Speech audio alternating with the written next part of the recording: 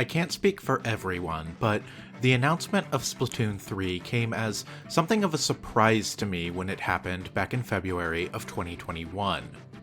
I had assumed that Splatoon 2 would be the Splatoon game for Switch, in the same way something like Smash Ultimate is the Smash game for Switch, or Mario Kart 8 Deluxe is the Mario Kart for Switch. The trailer showed that Splatoon 3 would be following the trend set by Splatoon 2 and be using the final Splatfest results to influence the storyline of the next game. Splatoon 2's final Splatfest, also dubbed the Splatocalypse, was chaos versus order, essentially post-apocalypse versus dystopia.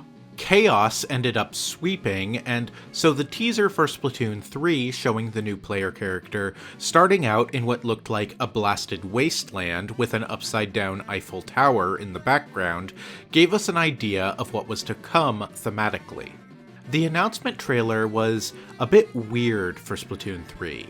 It showed the character creation menu, but most interesting of all, it showed a second character creation menu to customize the hairstyle for Lil Buddy, your new companion in Splatoon 3.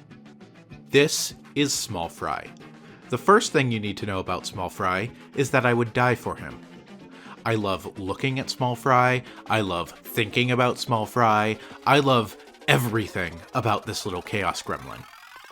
Small Fry, that's proper noun, not noun, is one of these small salmonids who got separated from his school and bonded with the player character sometime before the events of the game. The setup for the new storyline, Return of the Mammalians, is very similar to Octo Valley and Octo Canyon. Stop me if you've heard this one before. The Great Zapfish is missing. Captain Cuttlefish pulls you off the street to come help him stop DJ Octavio, who he assumes is behind the kidnapping, and takes you to a new location called Octo Crater.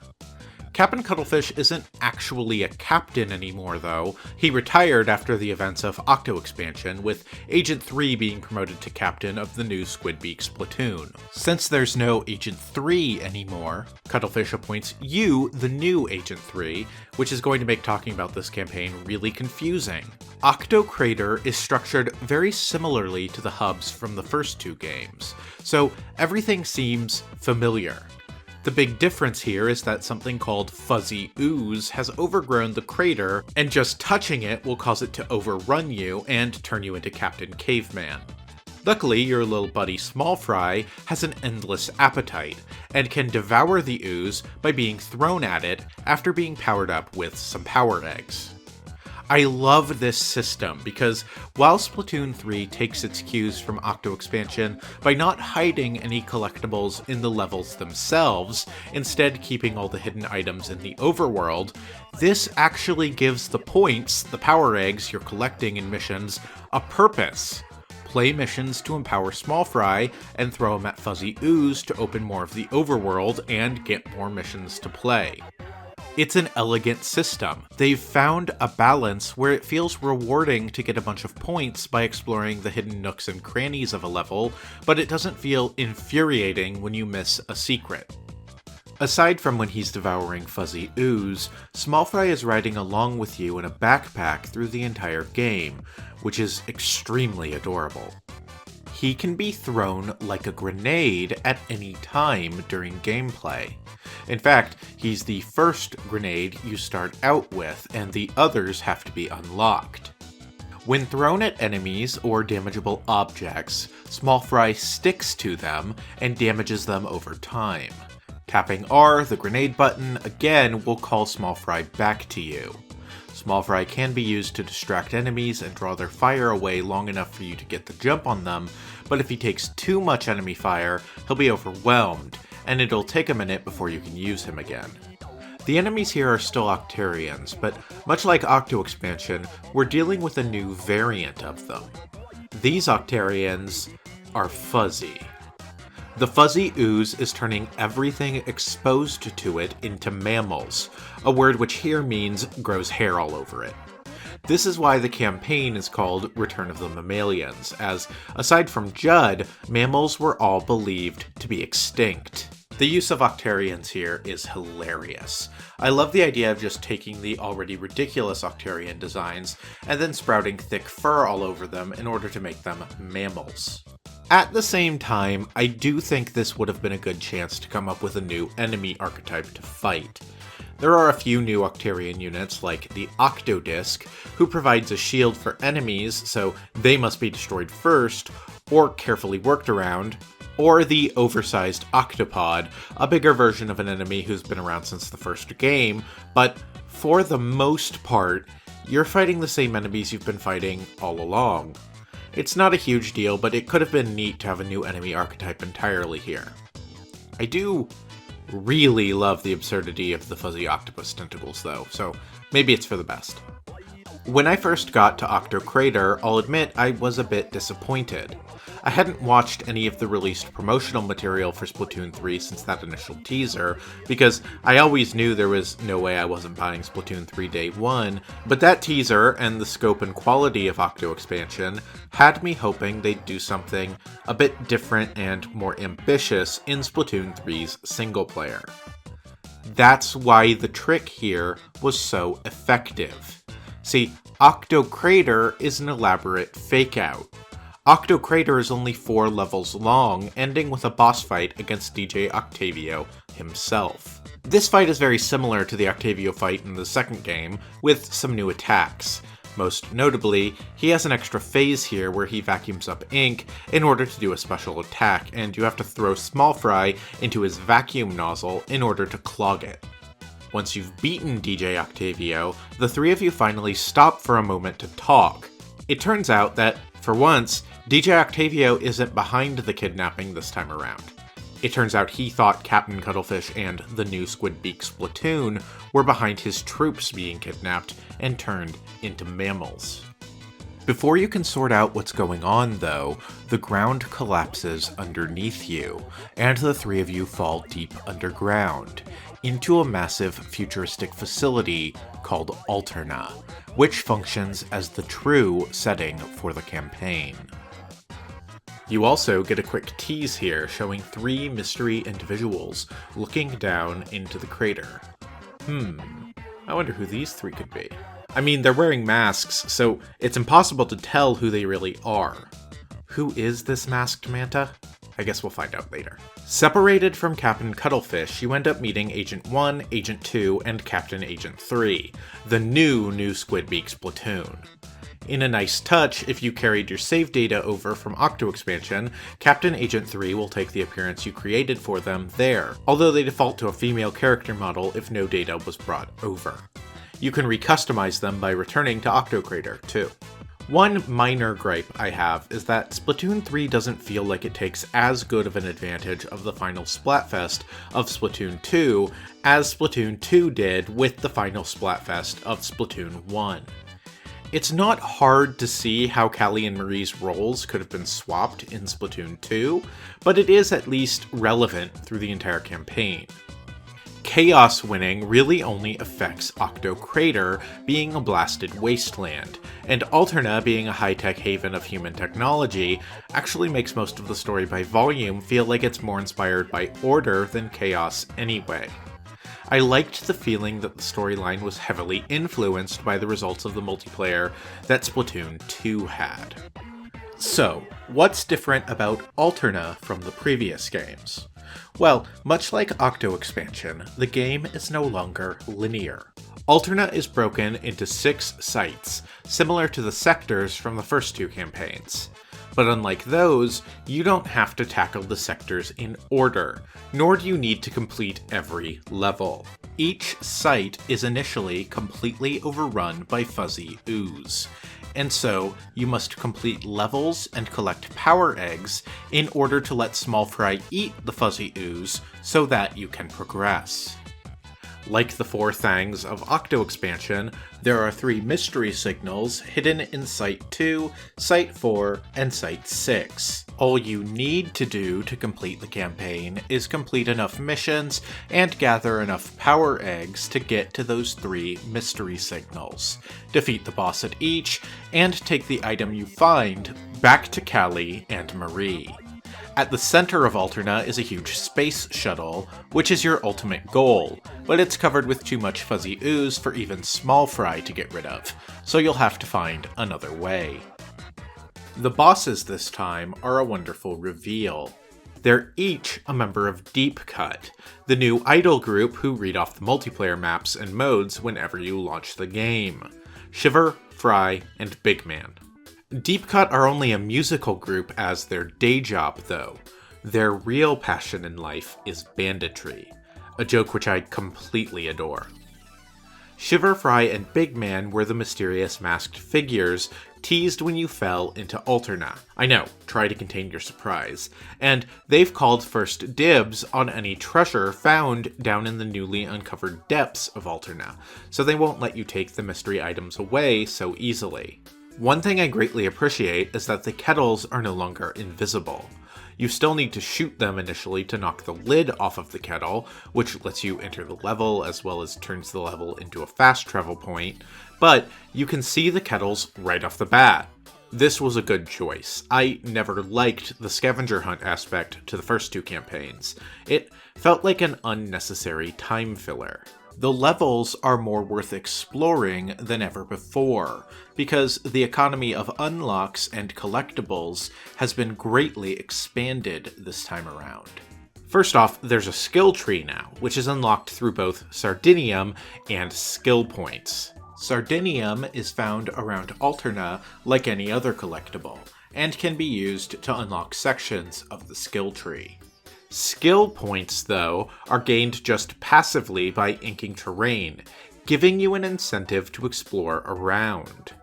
There are also sunken scrolls, once again hidden around the world, but you're also unlocking Alterna logs, detailing the history of Alterna and the humans who once called it home by simply completing levels. Other collectibles can be found which provide things to use in the multiplayer mode. You can find hidden tickets, which can be used to get things like double XP or double money rewards from multiplayer matches, but you can also find items related to two new systems introduced in Splatoon 3. First, Splatoon 3 introduced the locker system, sort of a player housing that can be decorated with items bought from a new in-game store with money from multiplayer matches, unlocked in Salmon Run, or found in single player.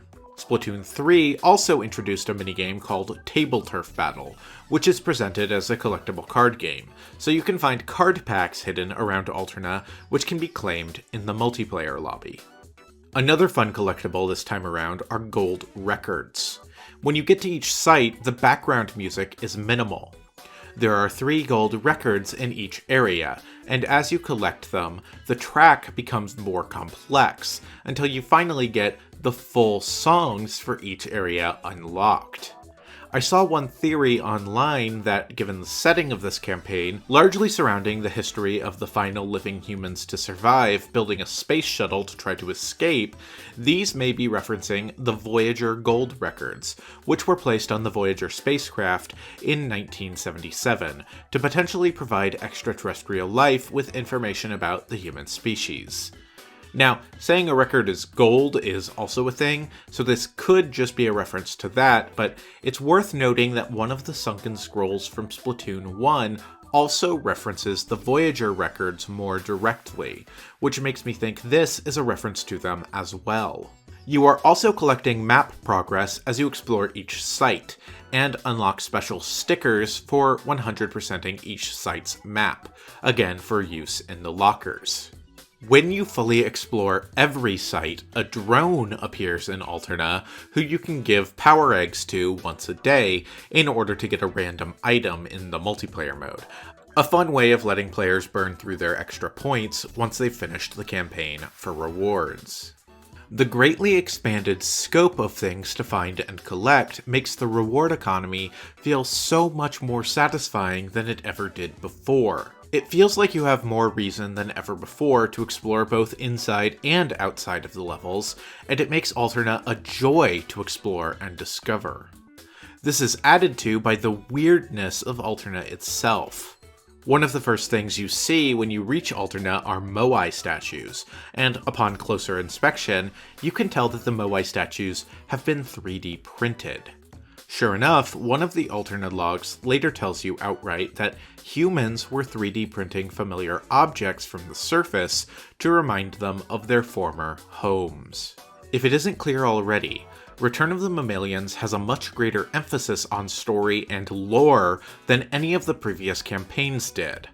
Octo Expansion had some fun reveals as the story pivoted from being about the Octarians into being about remaining human technology, but this campaign has gone all in on that.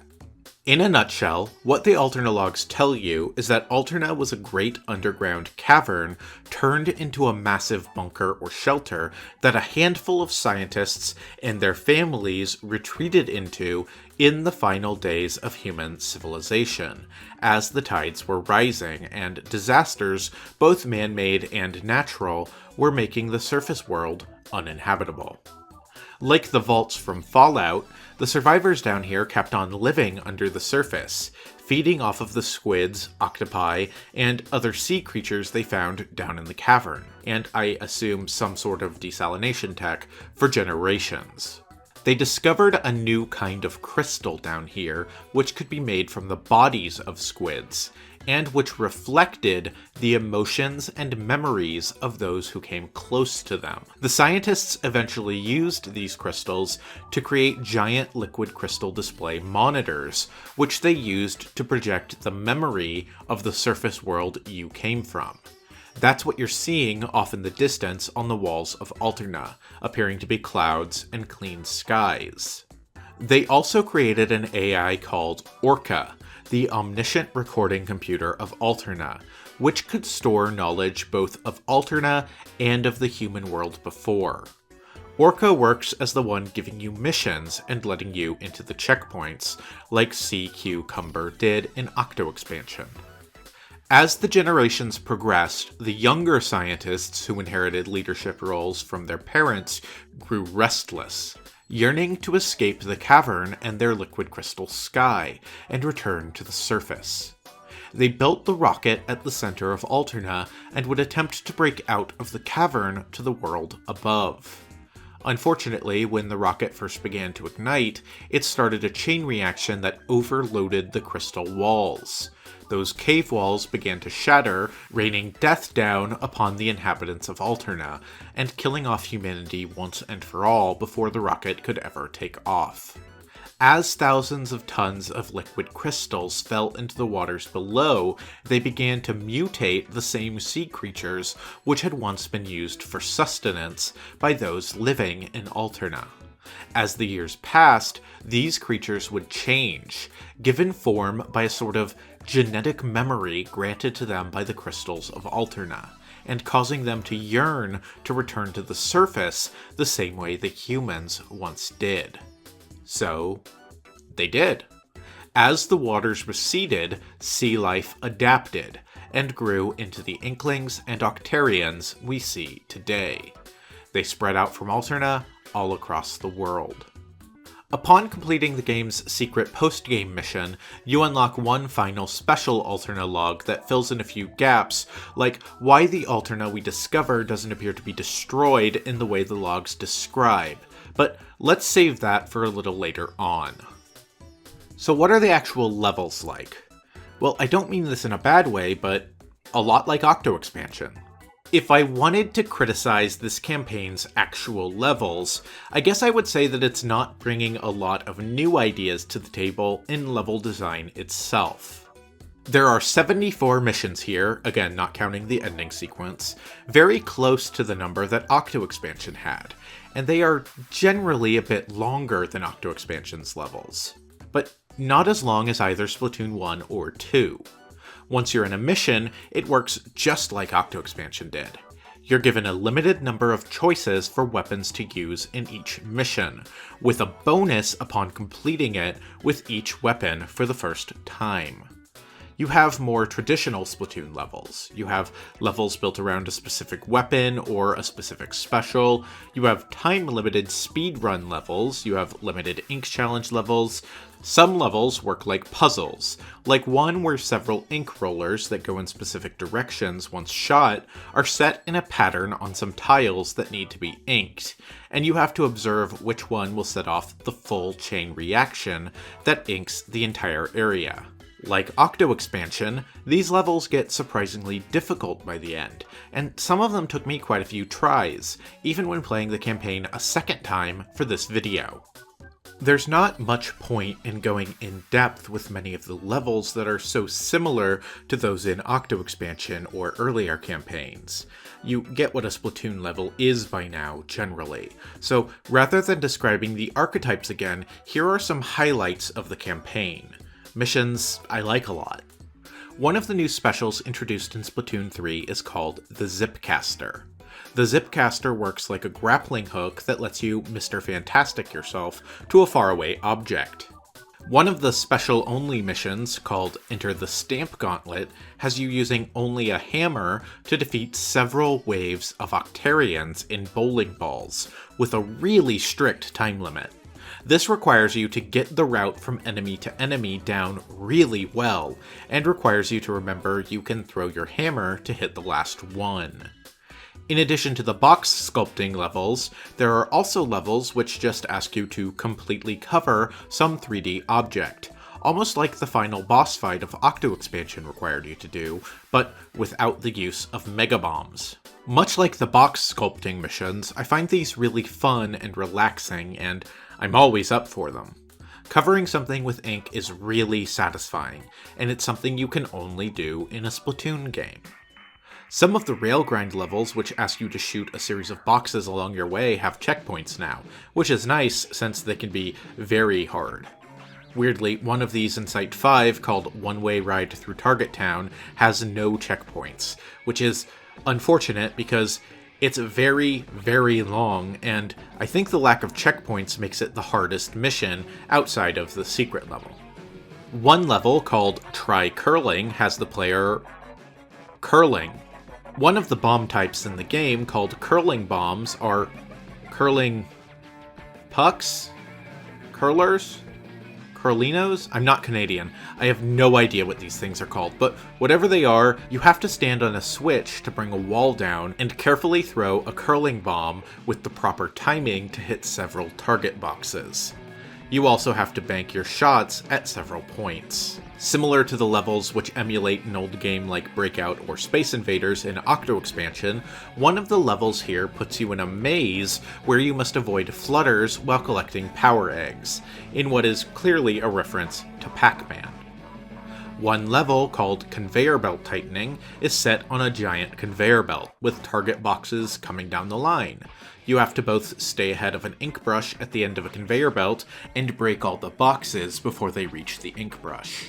One special-only level, using the new Crab Tank special, has you breaking target boxes and covering panels on a giant robot in order to climb up his body and reach the goal. Wild, super interesting ideas like these are why I don't want to actually criticize Return of the Mammalians for not overhauling what a Splatoon level can be. For one thing, this is only the second campaign we've gotten with levels in this style, the Octo Expansion style, and some of the wild premises seen here show that they have plenty of ideas, and this style of level hasn't worn out its welcome yet. The levels here remind me a lot of Super Mario Galaxy 2. It's not that Super Mario Galaxy 2 was bringing anything insanely new to the table after Super Mario Galaxy 1, but the levels themselves are still incredibly strong. Maybe even stronger than those in the first game, even if it is all inherently a little less impressive the second time around. The highlight of this campaign is most definitely the boss fights. Not each site has a boss, rather the 3 mystery signals you're going after are the 3 main boss fights of the game. One neat detail, if you go play the boss fight levels again after beating them once, you'll get new dialogue talking about how the fight is now a rematch. Fry's fight features the Octo Stomp. although it's a dead shell of an Octostomp which has a horde of eels living inside. Fry is a Pied Piper, controlling the eels. The fight itself is completely new. She'll throw eels at you, ones which are wearing adorable little bandit masks. You have to shoot the eels to hit them back at her until the Octostomp is thrown off balance, then climb the side like we've come to expect, lather, rinse, and repeat, with some new attacks thrown in. It's great fun. Shiver's fight has her riding Master Mega, a shark named for the Megalodon. This is actually a somewhat obscure pun, as a group of sharks is technically called a shiver. This fight feels like a salmon run fight to me, mostly because Master Mega will occasionally submerge in ink and can be fed a bomb when it emerges like one of the boss salmonids. More commonly though, it'll charge you, and you need to throw a bomb right in its mouth before it eats you. When stunned, it'll throw Shiver off and she'll be susceptible to damage. Easily my favorite of the fights though is the fight against Big Man. Big Man covers himself in ink and becomes a giant shadow of a manta ray, swimming across the stage and covering his path with ink. When you shoot him, he'll split into two smaller manta silhouettes. Then those will split and so on until you find the right one of minimum size, his actual body. The reason I love this fight is because it's a direct reference to one of the most memorable boss fights from Super Mario Sunshine. Like, very directly. I mean, they even took the ink color from that fight. That's great! As soon as I saw this fight, I knew exactly what they were referencing. I played Sunshine to death back in the day. I got such a big dumb grin on my face you can't imagine. This fight is also better than that fight back in Sunshine was, because you don't have to take out every single mini-manta. You just have to find the right one. The original Sunshine boss is memorable, but let's be honest, it gets a little bit obnoxious. One interesting thing to note is that Super Mario Sunshine and Splatoon have some pretty clear similarities, which has led to a long-standing rumor that Splatoon originated as a Sunshine sequel, or cancelled multiplayer mode. This is definitively not true. I found an old Iwata Asks interview with the creators of Splatoon from way back around the release of the first game, where this is asked directly, and Hisashi Nogami, producer for the game, says, quote, "We only remembered it later on, like, oh yeah, there was a water gun in Super Mario Sunshine. As Nintendo employees, that's pretty embarrassing." I was surprised by this. I had thought Splatoon was directly inspired by Sunshine until making this video and researching the game's origins. If you want more details about how Splatoon came about, go check out that Iwata Asks. I'll link it in the description. Either way, the Big Man fight is a really cute way to reference this persistent rumor. Once you've collected all 3 items at the mystery signals, much like Octo Expansion, you trigger a final sequence. By this point, you've made contact with Cuttlefish again, and discover that he's been kidnapped by someone familiar, who is behind the entire plot, and the creation of Fuzzy Ooze, Mr. Grizz. You use the 3 items you've collected to create a giant weed whacker thing, and Captain Agent 3 uses it to clear a path for you to finally access the island at the center of Alterna, holding the space shuttle. Once you reach the center island, Deep Cut confronts you again, but now that you're done with the items, there's no point in not giving them to the 3 bandit idols. Deep Cut are so touched by this that they pledge themselves to you. Well, specifically to Marie, Boss Marie, as they now call her. Much like Octo Expansion, these missions start off as a stealth sequence. Unlike Octo Expansion, you may not have weapons, but you still have access to my beloved Small Fry. This makes this sequence pretty different from the one in Octo Expansion because it largely involves using Small Fry to distract enemies while you sneak around them, as well as using Small Fry as your only source of damage. Eventually, you end up getting your gear back, and the rest of the sequence, until the boss at the end, plays out as a set of pretty standard, albeit challenging, Splatoon levels. Along the way, you also come across the Great Zapfish. Remember him? Turns out Mr. Grizz was behind his kidnapping and has been holding him the whole time.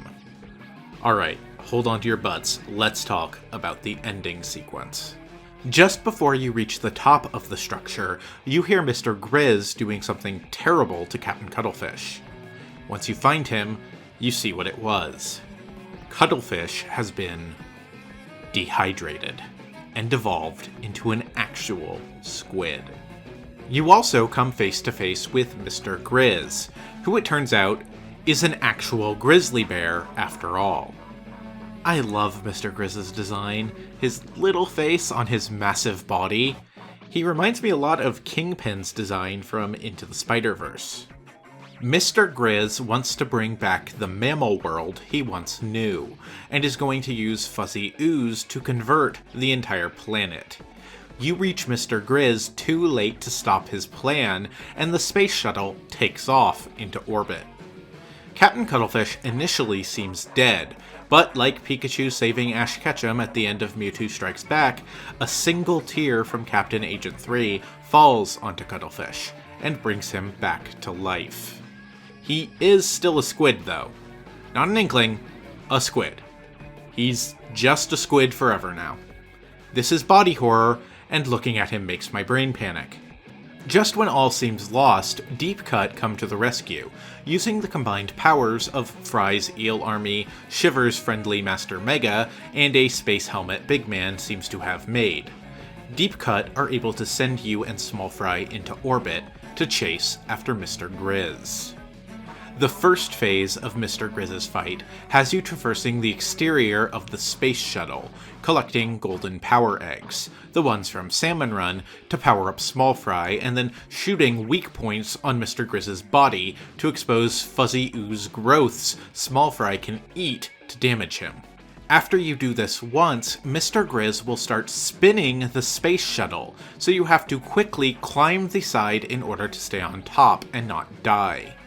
Mr. Grizz will also get more attacks, like one which is essentially the Ink Strike special, or another where he roars, doing a huge version of the Killer Whale special that's very difficult to dodge. Now if you're thinking, wow, you go to space at the end and chase Mr. Grizz on the side of a space shuttle, that's a pretty crazy set piece for the final boss. You're right, this would easily be the craziest set piece Splatoon has ever had as a series. But that's only the first phase of this fight, and the second phase goes full Bayonetta. After you beat Mr. Grizz's first phase, he goes Super Saiyan, causing the shuttle to explode and knocking you back towards Earth. Luckily, you're saved by the most unlikely of allies, DJ Octavio, flying in with the mech you fought at the beginning of the campaign. DJ Octavio is on your side to save his fellow Octarians, and stop Mr. Grizz from bringing back mammals as the dominant creatures on Earth. Mr. Grizz has gone kaiju mode, and so you're going to need a kaiju of your own to stop him. Through the combined powers of Deep Cut and the Squid Sisters, Shiver, Fry, Big Man, Callie, and Marie all team up to perform the Calamari Incantation, and DJ Octavio blasts it on his flying DJ booth. All of that musical power flows through Small Fry, and he floats up into the air, transforming into Huge Fry. This is the stupidest thing, and I am here for it. I have never been this happy in my life. Huge Fry is my king, and I would kill for him.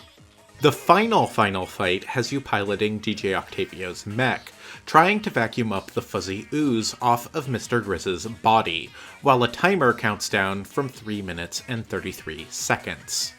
Occasionally, fuzzy Octarians will spawn, and you'll have to leave the pilot seat to fight them off.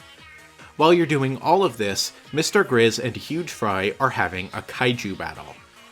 I wasn't kidding, this is Bayonetta levels of spectacle. Again, I can't stress enough how I had the biggest grin on my face the whole time I was playing this the first time through. If the timer reaches 0, you actually get a unique bad ending game over screen, which shows Splatsville covered with fuzzy ooze, the inhabitants all turning into Captain Caveman, and eventually the Earth itself becoming a huge fuzzball in space. When you finally manage to defeat Mr. Grizz, he and the rocket both explode. His last words? You will not receive severance pay.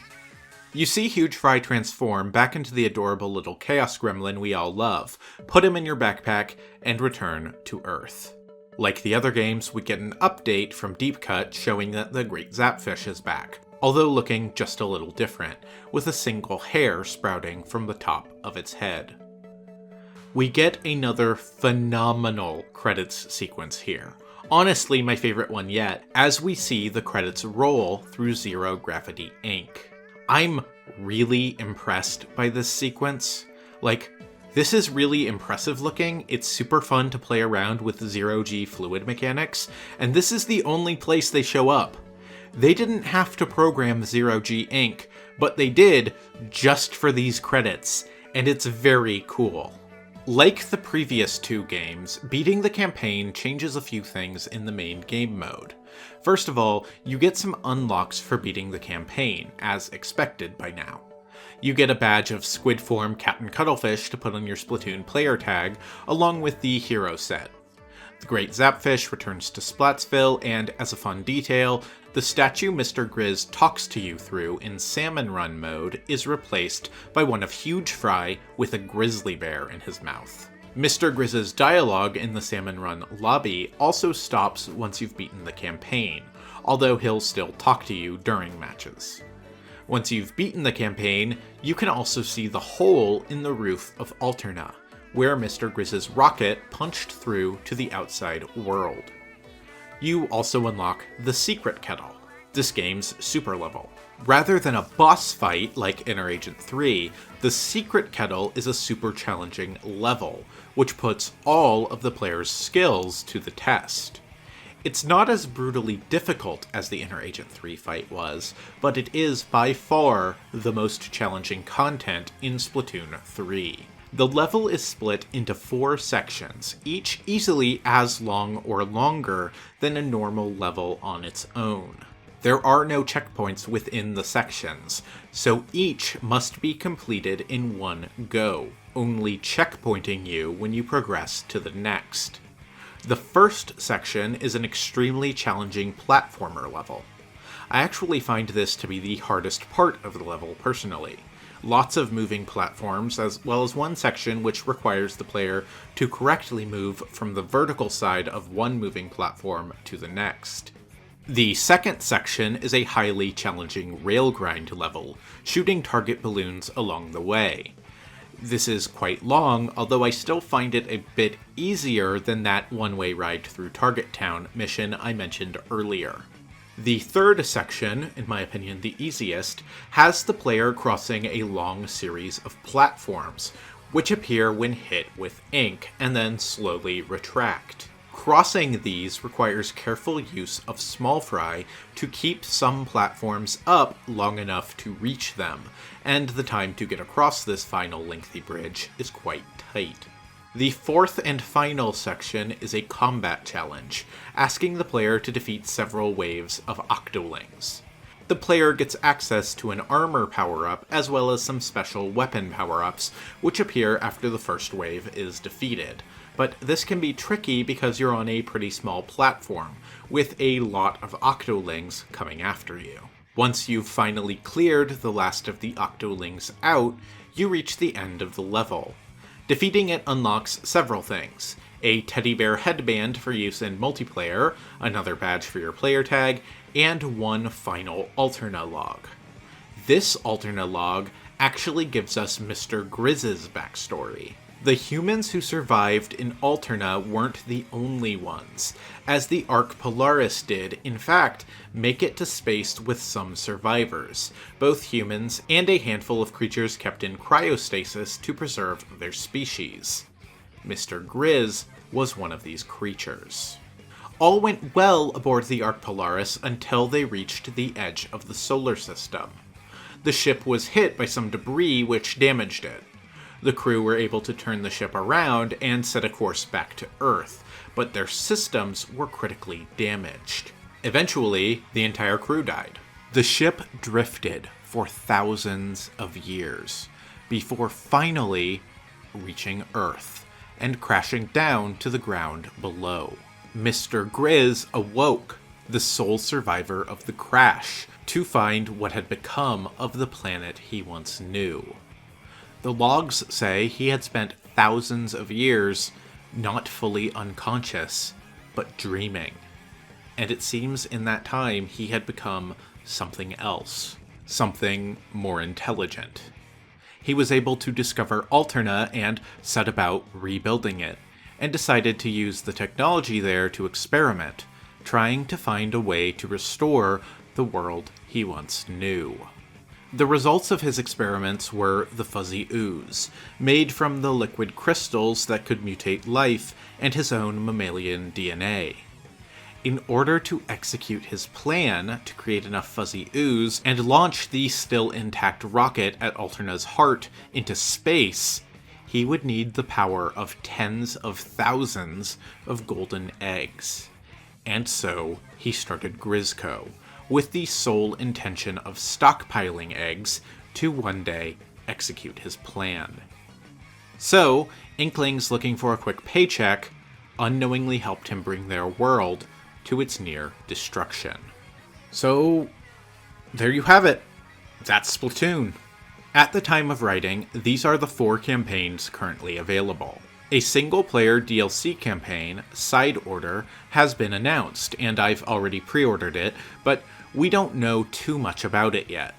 If people like these videos, then I'd love to come back and take a look at Side Order whenever it's released, like I have with these other campaigns, so make sure to subscribe if you haven't yet and want to see me cover Side Order when it releases. Thanks for watching these videos. Splatoon is a series I've really grown to love, both for the multiplayer that's the series' focus, and for these neat little single-player campaigns that don't get talked about as much, and I've had a fun time talking about them. This series is really special, and I'm glad I've gone back and revisited all of these campaigns like this. As a note about my channel and upcoming content, a lot of people have asked if Hit Me Baby 47 More Times, my series examining each level of the Hitman World of Assassination trilogy in depth, is returning. Good news, it is! I've been working on the series in the background while putting out other content, and I'm planning on returning for the Hitman 2 season in June, back on a monthly release schedule. Later this month, I'll be putting out a supercut version of the videos covering Hitman 1. These will be slightly updated with some corrections and additions pointed out to me since releasing the original videos, but for the most part will be the same content. If you haven't watched my Hitman series yet, this will be a great opportunity to check it out. And if you liked these videos about Splatoon and want to see a similar, although more zoomed-in approach to the Hitman games, please give it a look. I'm past 11,000 subscribers now. A year ago this time, I hadn't even hit 100 subscribers yet, so it really has been an amazing year for my channel. It's unreal. Thank you to everyone who's come to my videos in the past few months, and a huge thank you to those who have been here a bit longer. I really do appreciate each and every one of you. Until next time, stay fresh.